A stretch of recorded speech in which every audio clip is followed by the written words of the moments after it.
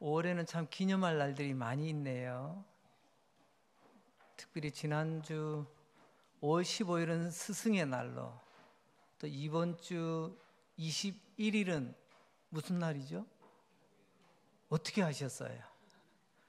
21일 둘이 하나가 된다. 참 의미가 좋은 것 같아요. 부부의 날입니다. 그 사이에 오늘 주일이 있습니다. 그래서 오늘 주일학교에서는 우리 교사들을 또 우리가 격려하는 교사로, 교사주일로, 또 우리가 교사의 수고를 기억하지만 오늘 우리 예배 가운데서는 부부에 초점을 맞춰서 말씀을 전하려고 합니다. 우리는 이 5월을 맞아서 가정의 행복을 위해서 반드시 해야 되는 것들, 있어야 되는 것들 지금 살펴보고 있습니다. 복습합니다. 첫째, 부모가 자녀에게 반드시 해야 될 것이 있었습니다. 무엇입니까? 하나님을 경외하는 것을 가르치는 것입니다. 마지막 날까지 예수님 사랑하는 것을 가르쳐야 되는 것이 여러분 부모라면 마땅히 감당이 될 부모의 의무입니다.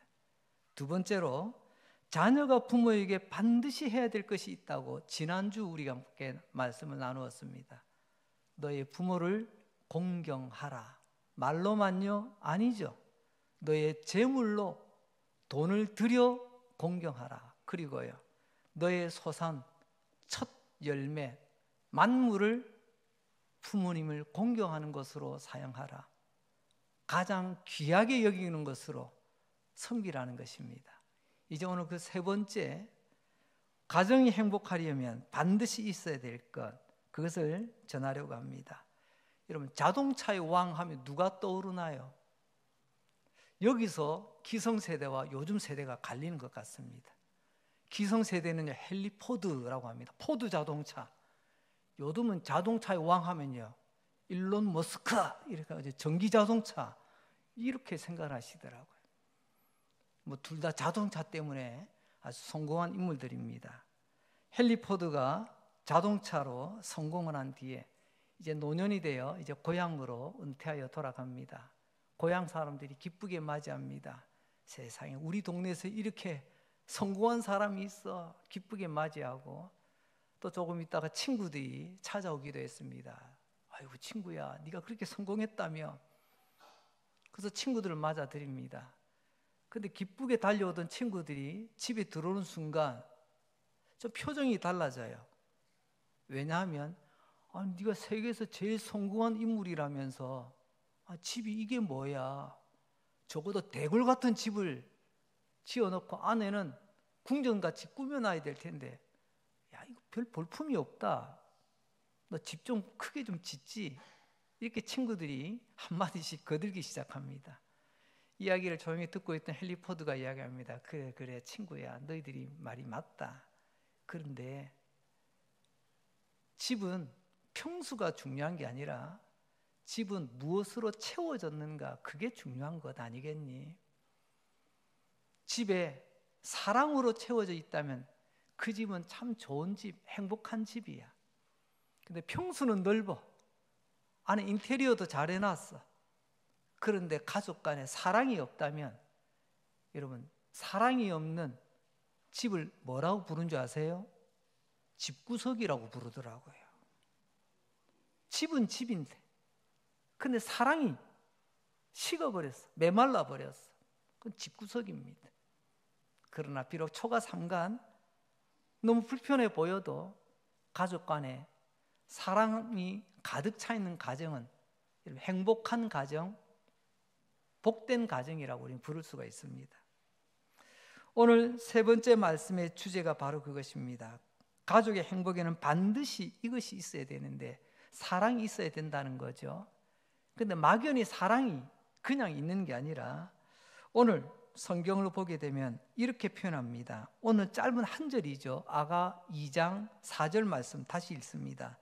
그가 나를 인도하여 잔치집에 들어갔으니, 나를 사랑하는 그 남자가 나를 데리고 잔치집, 이 축제의 자리로 데리고 갔습니다.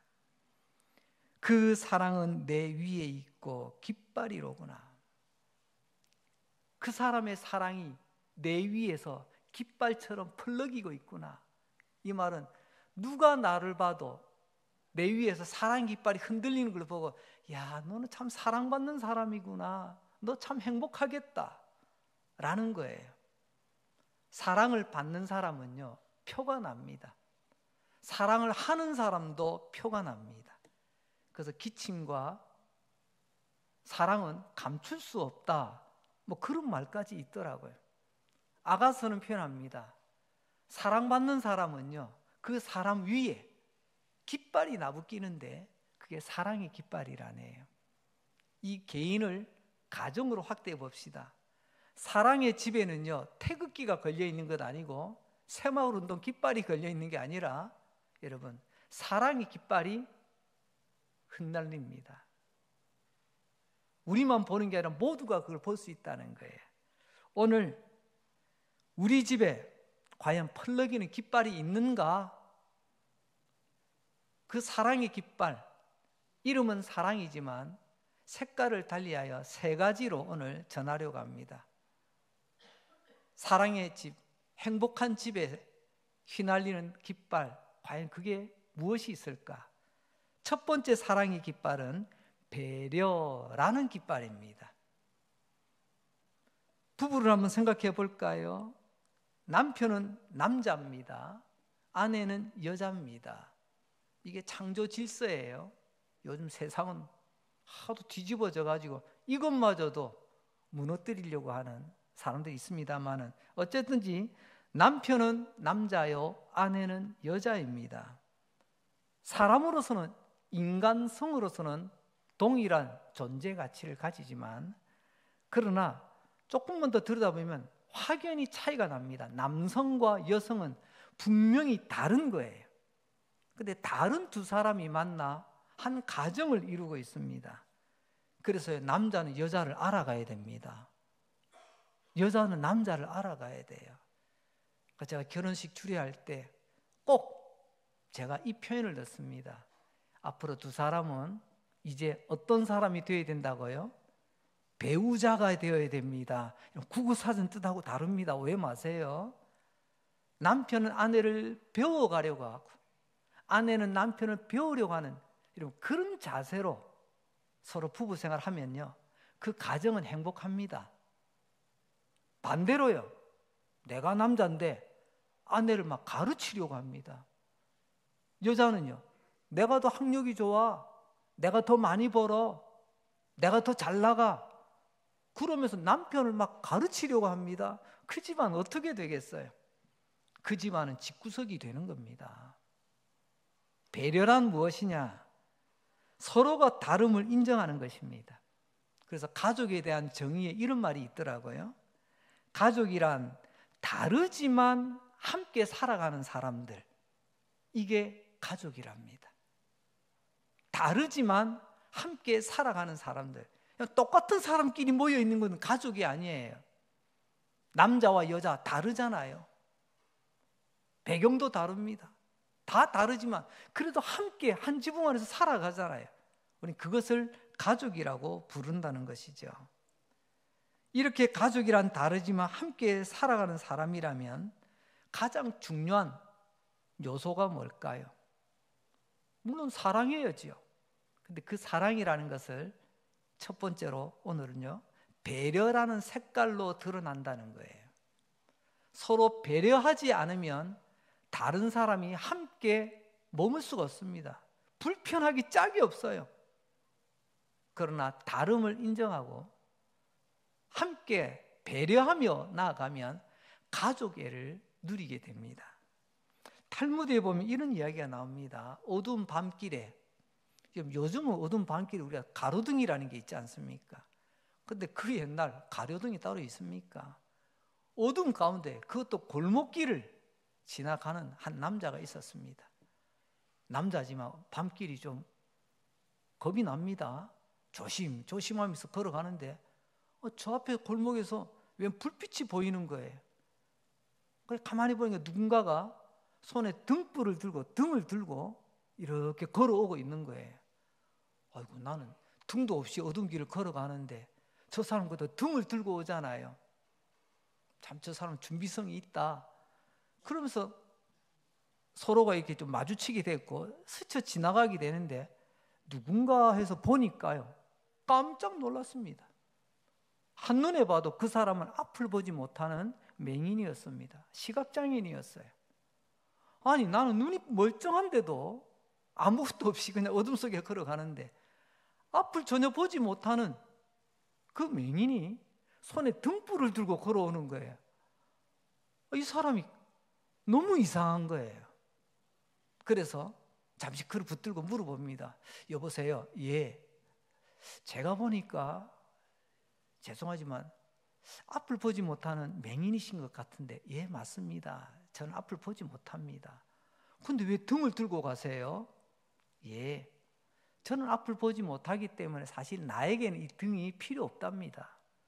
하지만 이 골목길에서 걸어가는데 이 어두운 밤에 누군가가 나와 내가 여기 있음을 알려주지 않으면, 부딪히면 나도 다쳐, 너도 다쳐. 괜히 피해를 주잖아요. 그래서 이 등은 나를 위해서가 아니라 사실은 다른 사람을 위해서 제가 등을 들고 나왔습니다 라고 말하더라는 거예요. 배려가 뭔지 느껴지십니까? 배려는 나를 위함이 아니고 상대를 위하는 마음이 앞서는 것을 배려라고 말합니다. 오늘 우리 가정에 먼저 필요한 사랑의 깃발, 그게 바로 배려라는 것입니다. 여러분, 배려는 참 따뜻한 사랑을 배려라고 합니다. 다른 사람을 먼저 생각하잖아요. 이렇게 배려하는 사랑은 사실 예수 믿는 우리에게 꼭 필요한 부분 중에 하나입니다. 예수님께서는 위대한 사랑을 우리에게 보여주셨는데 왜 우리는 예수 믿는다 하면서도 정작 우리를 통해서는 그게 나타나지 않을까요? 보여주지 않을까요? 말씀대로 안 사는 거죠.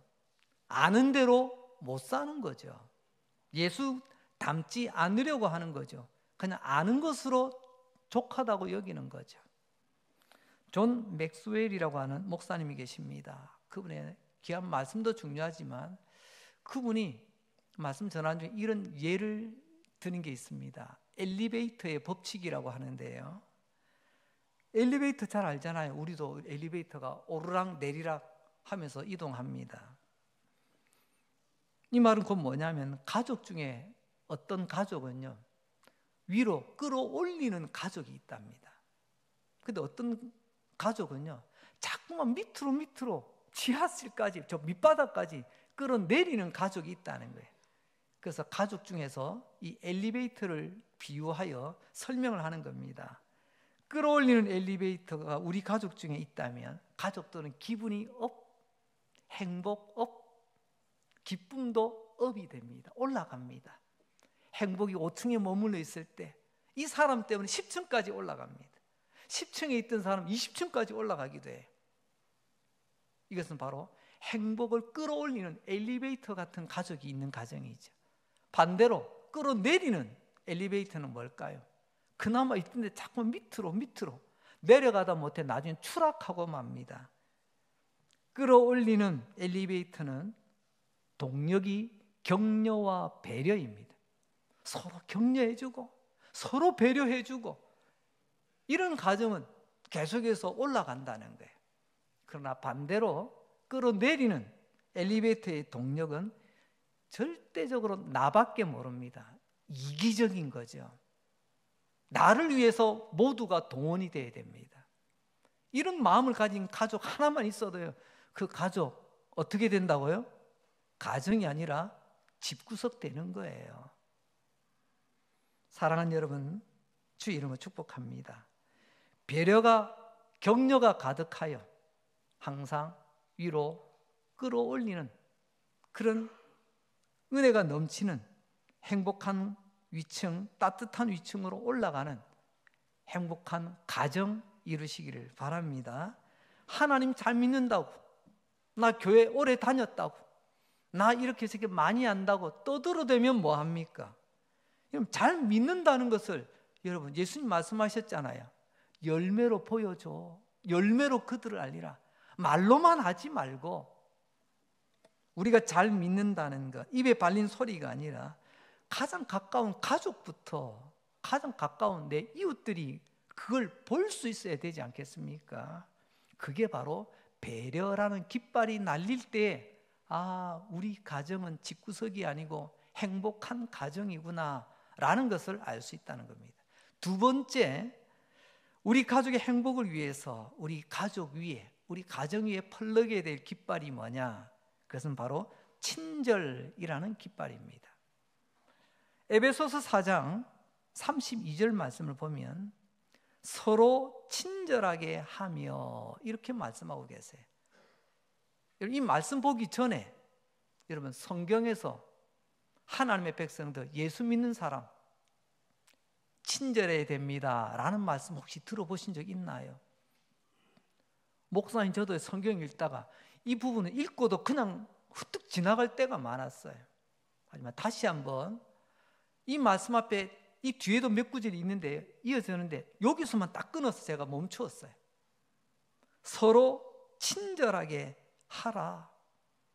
식당에 가면 친절하죠. 어느 가게에 가면 친절하죠. 왜 그럴까요? 우리를 공경해서 친절한 것이 아니라 그게 사업이 되기 때문에 그런 겁니다. 손님 왔다가 돌아가지 않도록 어떻게든 밥 한 그릇, 어떻게든 물건 하나도 팔기 위해서 일반 가게도 친절을 항상 앞에다 걸어둡니다. 그러나 여러분, 예수님이 우리 가족 안에서 서로 친절하라라고 하는 말씀은 일반 사회에서 말하는 그 친절과 격이 다릅니다. 그것은 뭐냐면 예수님께서 어떻게 친절하셨는가를 보면 알 수가 있습니다. 목사님, 예수님이 언제 친절하셨나요? 성경에서 조금 전에 읽었던 에베소서 4장에 친절한 단어가 우리 번역된 우리 한글 성경에 한 번 이렇게 등장하지만 그는 예수님의 이야기들을 쭉 살펴보면요, 많은 부분에서 친절이 묻어나와요. 단 예수님을 향한 표현이기에 우리말로 번역할 때에 일상적인 친절이라는 그런 단어를 쓰지 않고 조금 격조 있는 고급스러운 단어를 썼기 때문에 그렇습니다. 친절의 고급형이 뭘까요? 그게 바로 성경에 보면 인자함입니다. 예수님은 인자하심, 인자하시도다. 그 예수님의 인자하시다라는 말이 사실은 실질적으로는요, 예수님은 친절하시다라는 말이에요. 우리 예수님은 인자하신 하나님, 예수님은 우리에게 친절하신 하나님. 친절하게도 예수님이 죄인된 우리를 찾아오십니다. 친절하지 않으셨다면, 인자하지 않으셨다면 예수님은요, 네가 와라, 나 여기 있을게, 그건 친절이 아니죠. 직접 찾아오셨습니다. 저 영광스러운 하늘보다 버리시고 낮고 천한 이곳까지 내려오시고 하나님께서는 말씀으로 오늘도 우리에게 찾아오고 계십니다. 이게 하나님의 인자하심, 오늘 우리 주제로 말하자면 하나님의 친절하심이라고 말씀드릴 수가 있습니다. 그 예수님의 친절하심 때문에 나 같은 인간이 구원을 얻게 됐다는 거예요. 그러니까 예수님의 친절하심, 예수님의 인자하심, 예수님을 바로 믿는 사람은 생활 속에 그 예수님의 인자하심이, 그 예수님의 친절하심이 가족들에게, 가까운 사람들에게 흘러나간다는 거예요. 왜 믿는 것은 예수 믿는다고 하면서 사는 것은 왜 유교식으로 믿을까요? 유교식이라는 것은요, 제가 이런 겁니다. 조금만 우리 이야기하다 좀 불편해지면 어떻게 합니까? 너 몇 살이야? 민증 까? 장유유서의 나라에서 말이야, 어른이 말하는데 말이야, 내가 당신보다 상급자야, 내가 당신보다 많이 배웠어, 내가 당신보다 부자야, 뭐 이런 것들 때문에 우리는 친절함을 나도 모르게 잃어갑니다. 주님 말씀하셨습니다. 친절하다. 일방적인 친절이 아니라 서로 친절하라고요. 이 말을 가족에 적용하자면요, 가족은 서로 친절해야 됩니다. 이러면 아내만 친절하는 게 아니에요. 남편도 친절해야 됩니다. 자녀들만 친절한 게 아니에요. 부모도 친절해야 돼요. 서로가 친절한, 이게 가족 간에 사랑의 깃발이 날리는 집안의 특징이라는 거죠. 우리 예수님 모든 것 다 내려놓고 이 땅에 오셨잖아요.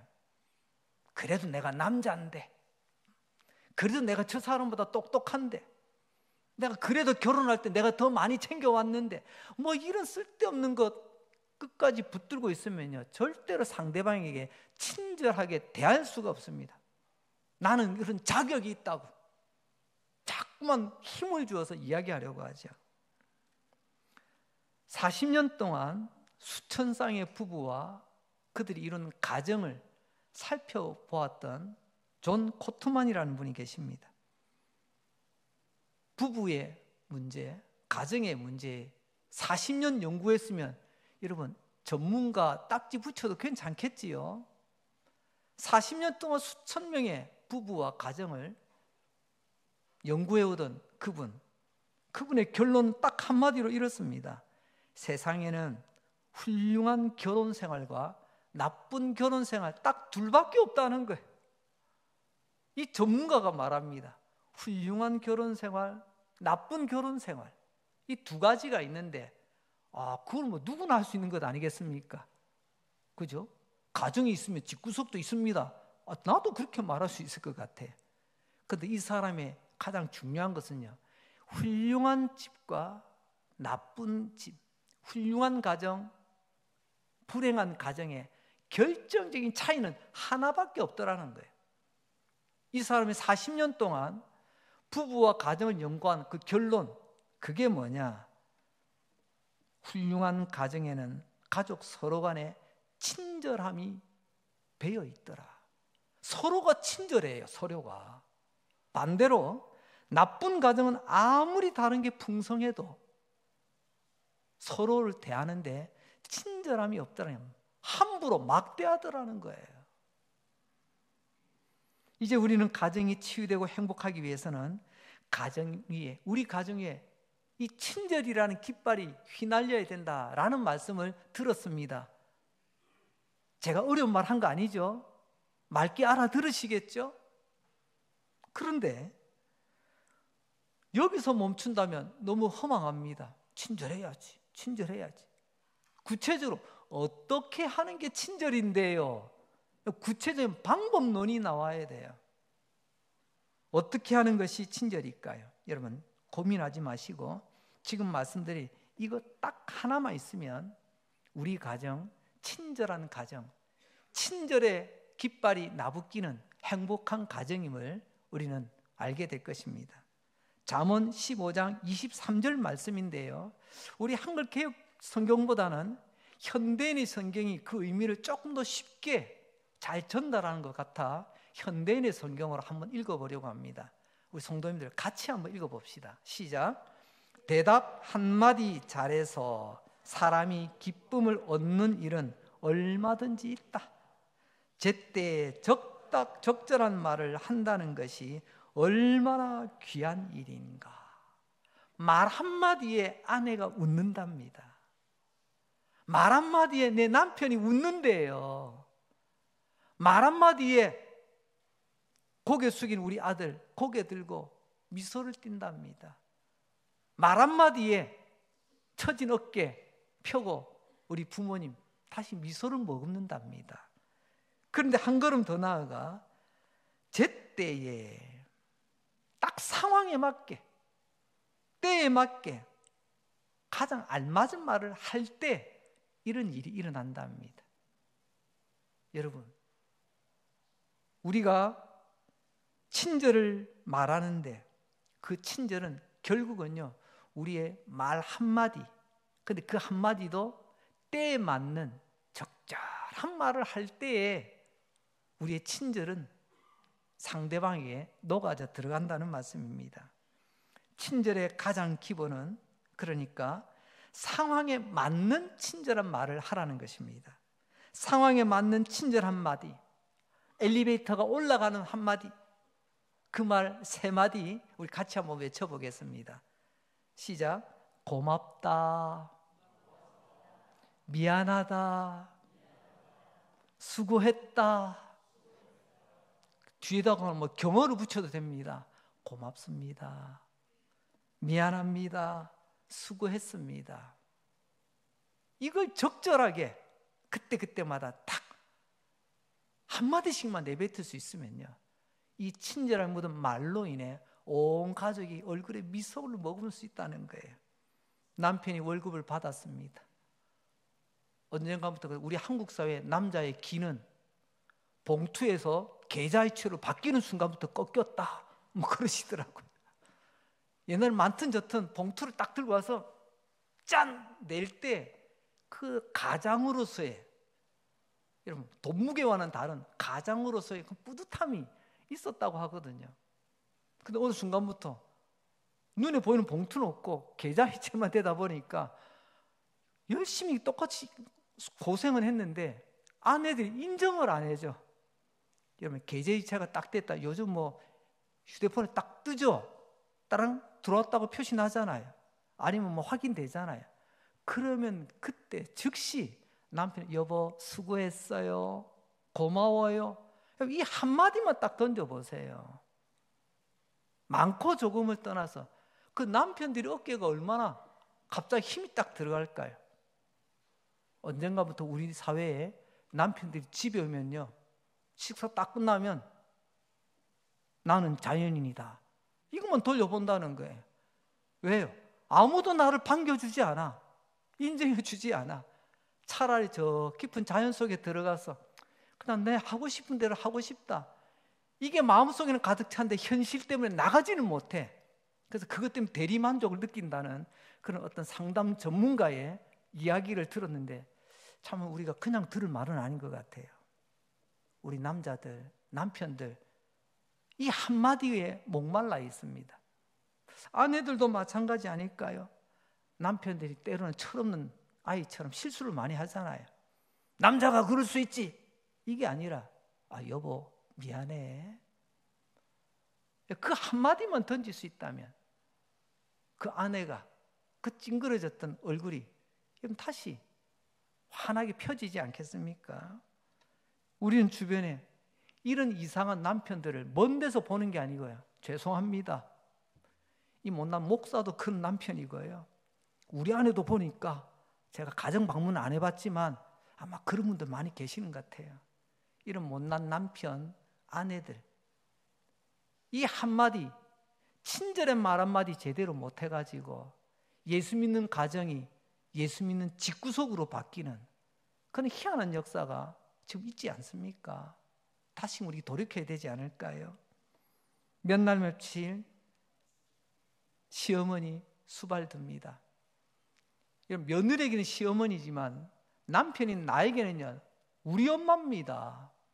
우리 엄마 위해서, 우리 부모 위해서 수고하는 그 아내, 그 며느리가 당연한 거 아니야? 이게 아니라 여보 수고해, 너무 고생이 많네, 고마워, 이 말 한마디라면 지금까지 그 모든 수고가 다 씻어지며 그 아내가 다시 더 힘을 내서 돌보지 않으실까요? 마찬가지입니다. 예수 믿는다는 사람이 이런 말 한마디 못하면서 기도는 어찌 그리 잘하는지, 설교도 어찌 그리 또 잘하는지, 죄송합니다, 제 이야기입니다. 겉으로는 말은 뻔질하면서 제대로 표현을 못했어요. 여러분은 어떻습니까? 오늘 우리 이 한마디 못하고 이 말 못 들어서 우리 아내, 우리 남편들이 지금 속에 멍들어가는 것 아닐까요? 우리 부모, 우리 자녀들, 우리 형제들이 지금 말 못할 신음을 안고 살아가고 있지는 않을까요? 오늘 말씀은 우리에게 정확하게 진단하고 처방하십니다.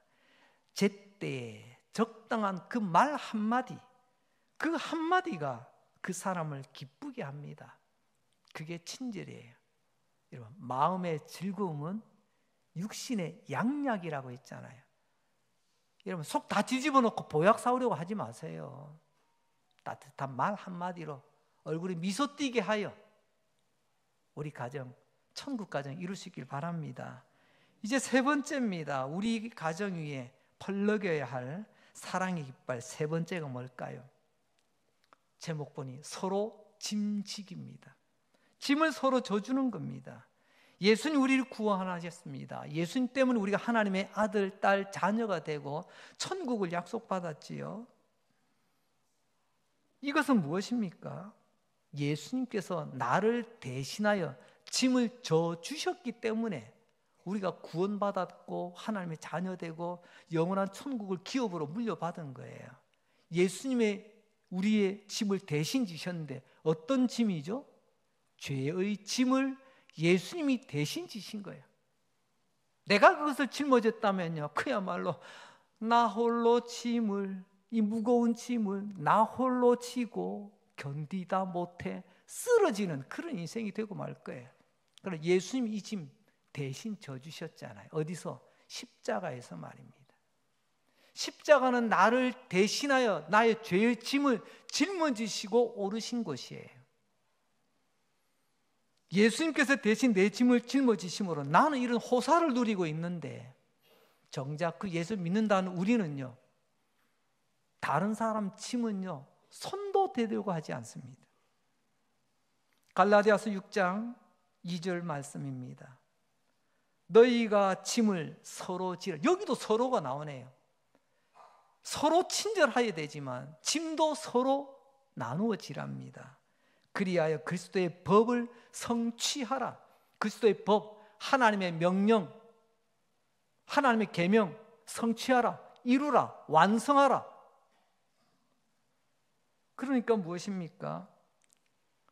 그리스도의 법, 하나님의 명령, 사랑의 완결판은 서로 짐을 져주는 것입니다. 곰곰이 생각해 보면 가족은 사실 짐 공동체입니다. 가족은 서로에게 다 짐이 있습니다. 완벽한 사람 어디 있습니까? 가족은 서로 짐을 서로가 지는 거예요.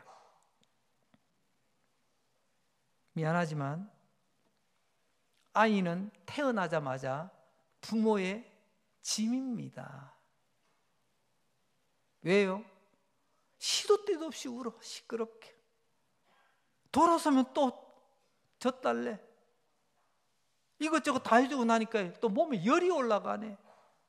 한시도 어른을 가만두지 않습니다. 어떻게 합니까? 그건 네 몫이니까 네가 알아서 일어나야지. 그런 부모 없잖아요. 아이의 그 짐을 부모가 짊어지는 거예요.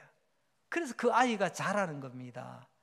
그리고 이 아이가 자라면요, 자기가 또 자기 자식에게 또 그것을 물려주잖아요. 우리 내리사랑으로 말입니다.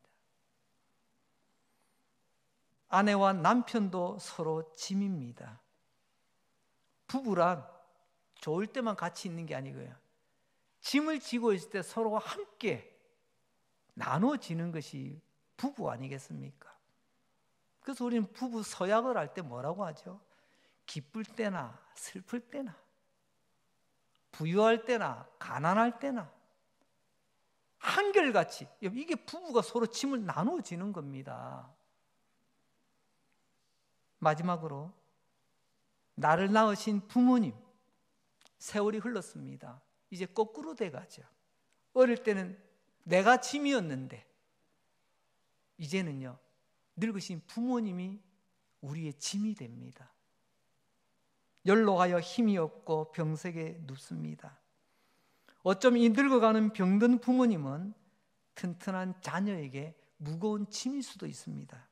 하지만 자식은 그 짐을 부모님을 사랑함으로 기꺼이 짊어지잖아요. 이게 건강한 가정이잖아요.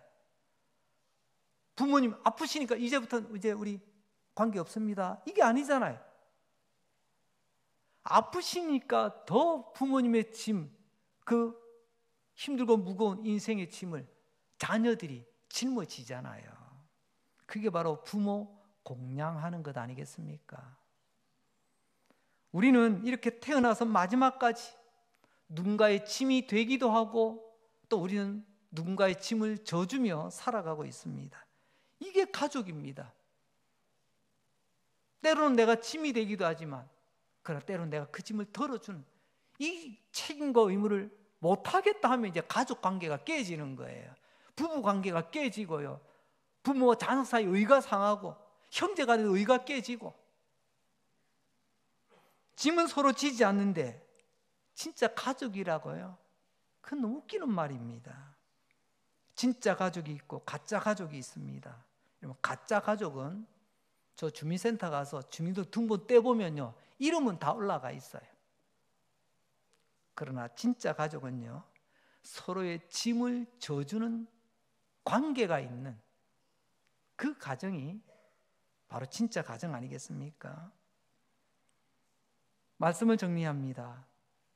어느 드라마에 나오는 대사 제가 또 인용해 봅니다. 결혼이란 무엇인가? 만남. 이혼이란 무엇인가? 갈라섬. 아주 그냥 간단하게 정의를 내리더라고요. 이런 이 부분만 갈라서는 게 아니라 좀 전에 말씀드린 것처럼 어쩌다 보니 부모와 자식도 갈라지더라고요. 부부 사이에 갈라지는 것은 그건 뭐 다반사고요. 때로는 형제 간에도 갈라서더라고요. 결혼이란 무엇인가? 이런 재미난 비유가 있더라고요. 한편은 재밌었지만 참 내용은 깊은 뜻을 담고 있었습니다. 결혼이란 토끼와 거북이가 만나서 함께 사는 거다. 이해되십니까? 결혼이 뭐라고요? 산에서 뛰노는 토끼와 바닷속에서 헤엄치고 다니는 거북이가 그놈의 사랑의 콩깍지 때문에 만나가지고 같이 사는 거래요. 이 사랑의 콩깍지가 벗겨지기 전까지는요, 토끼는 거북이를 사랑했습니다. 거북이는 토끼를 사랑했답니다. 그런데 어느 날, 나 토끼인데 나는 토끼로 살고 싶어. 거북이는요, 나 거북인데 나는 거북이로 살고 싶어. 이제부터 이 과정을 이겨내지 못하면 결국 갈라서게 되는 것입니다. 생각해 보십시오. 내 것만 옳고 내 생각만 하고 내 것만 소중하고 자꾸만 나는 내 생각대로 내 뜻대로 내가 원하는 대로, 그래서 결국엔 토끼는 토끼대로 살고 싶고 거북이는 거북이대로 살고 싶고, 원래 다른 사람들이 만나 함께 사는 게 가족이랬잖아요. 부부로 가족이 되고 그 가족이 이제 세월이 흘러가는데 어느 순간 나는 토끼라고, 난 내 마음대로 살고 싶다고, 나는 거북이라고, 난 내가 원하는 삶을 살고 싶다고. 그러면 그 가정이 지켜지겠습니까? 토끼가 거북이를 만나 가정을 이루었다면요, 싫든 좋든 가족의 의무를 다해야 되는 겁니다. 근데 어느 순간 이 가족의 의무를 다하고 싶지 않아. 그래서 가정이 흔들거리고, 그래서 가정이 아파하고, 그러다 가정이 쪼개지기도 합니다. 그런 의미에서 가족이란 영적 전쟁과도 같다라는 말이 성립이 되는 것 같습니다. 무너질 것인가, 지켜낼 것인가, 치열한 싸움터라는 거죠.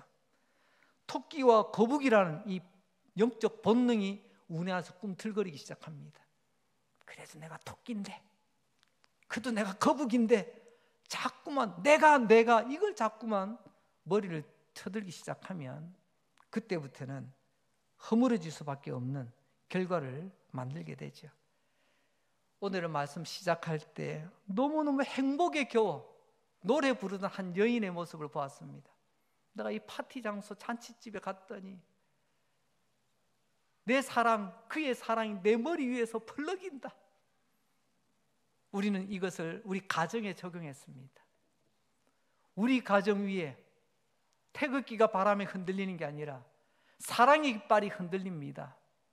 그 사랑이란 깃발, 이쪽에서 보고 저쪽에서 보니 색깔이 3번 바뀌네요. 첫 번째, 배려의 깃발이 펄럭입니다. 두 번째는 친절이라는 깃발이 펄럭입니다. 세 번째는 서로의 짐을 져주는 깃발이 펄럭이고 있었습니다. 이게 행복한 가정에 반드시 있어야 되는 사랑의 깃발 아닐까요? 복된 저와 여러분의 가족, 이런 가정 이루시기를 주님의 이름으로 축복합니다.